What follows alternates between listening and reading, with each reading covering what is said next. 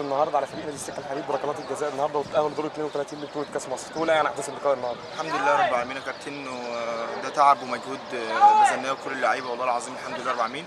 وفرقه السكه النهارده كانت فرقه محترمه وتستاهل صراحه، لا تستحق يعني مكسب او غير مكسب، ده تحيه ربنا. بس احنا تعبنا وكنا نستحق ان احنا نكسب الحمد لله رب العالمين. والحمد لله والناس دي فرحت بعد تعب كبير قوي وبعد معاناه كبيره قوي في الدوري. لازم بقى نعمل حاجه في الكاس، وربنا ان شاء الله يسر ويجعل في الايام دي خير كلها ان شاء الله بأمر. ايه كانت تعليمات الجهاز الفني ليك النهارده قبل المباراه النهارده؟ والله كابتن طارق بيقول لي انت اصغر واحد في الفريق، وبدا يدينا الثقه اللي انا العب وانا ده بشكره من حضرتك يا كابتن محمد.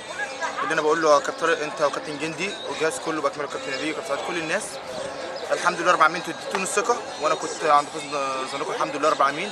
وان شاء الله يكون في الجاي ان شاء الله احسن واحسن ان شاء الله بامر الله ان شاء الله كابتن. شايف فريق نادي الهلال حاجه قادر على تخطي دور 32 بطوله كاس مصر؟ ان شاء الله بامر الله كابتن. احنا لعيبتنا كلها لعيبه كويسه ومش من اقل اللي هم يروحوا دوري ممتاز على اقل حاجه، بس هي نصيب وارزاق وانا مش هتحظ شويه، بس الحمد لله رب العالمين كابتن. كابتن احمد شاوي لاعب نادي البحيره بنقول لك مبروك الفوز النهارده وتأهل دور 32 بطوله كاس مصر. الحمد لله رب العالمين. نشكرك.